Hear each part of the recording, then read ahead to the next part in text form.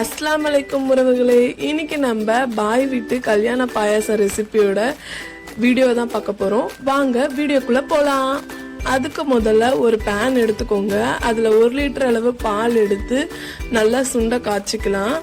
இப்போ பாலை நான் ஒரு அடுப்புல வச்சுட்டு அதுக்கப்புறம் சைட்லேயே பார்த்தீங்கன்னா நான் 10 பாதாம் எடுத்திருக்கேன். அதை சுட தண்ணியில போட்டுக்கலாம். இப்போ நான் சீரக சம்பா அரிசி எடுத்து ஒரு 10 மினிட்ஸ் ஊற வச்சுக்கிறேன். நல்லா கழுவி ஊற வச்சுக்கலாம். இப்போ நான் அந்த ஊற வச்ச பாதாமை எடுத்து நல்லா தோல் நீக்கிட்டு ஒரு மிக்ஸி ஜாருக்கு மாற்றி நம்ம அரைச்சி எடுத்துக்கலாம். இங்கே பாருங்க தோல் எந்த அளவுக்கு நீக்குதுன்னு.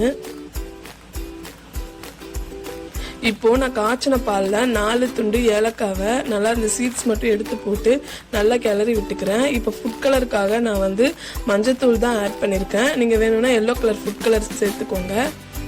அதுக்கப்புறம் இப்போ பாருங்கள் கலர் எந்த அளவுக்கு சேஞ்ச் ஆகிடுச்சு அப்படின்ட்டு. இப்போ நல்லா கிளறி விட்டுக்கலாம். அதுக்கப்புறம் நான் ஊற வச்ச அரிசியை இதில் ஆட் பண்ணிக்கிறேன். அண்ட் பாதாம் நம்ம அரைச்சோல அதையும் இதில் ஆட் பண்ணிக்கிறேன். அப்புறமா மில்க் மேடு நீங்கள் ஒரு உங்களுக்கு தேவையான அளவுக்கு ஆட் பண்ணிக்கோங்க. அதுக்கப்புறம் 1 ஸ்பூன் நெய் ஆட் பண்ணிக்கோங்க. ஆட் பண்ணிட்டு நல்லா கிளறி விட்டுருங்க. இப்போ பாருங்க நல்லா நமக்கு சாதம் நல்லா கொதிச்சு கிளறி வரும். இப்போ இந்த ஸ்டேஜில் நான் சர்க்கரை ஆட் பண்ணிக்கிறேன் தேவையான அளவு.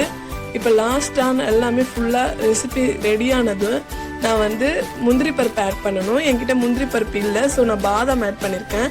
நீங்கள் முந்திரி பருப்பு நெய்யில் வறுத்து ஆட் பண்ணிக்கோங்க. இப்போ பாருங்க சுவையான பாய் வீட்டு கல்யாண பாயாசம் ரெடி ஆயிடுச்சு. இந்த மாதிரி நீங்களும் உங்க வீட்டுல ட்ரை பண்ணி பார்த்துட்டு எப்படி இருந்துச்சுன்னு மறக்காம கமெண்ட் பண்ணுங்க. அண்ட் மறக்காம சேனலை சப்ஸ்கிரைப் பண்ணிடுங்க. பாய் பாய் மக்களே.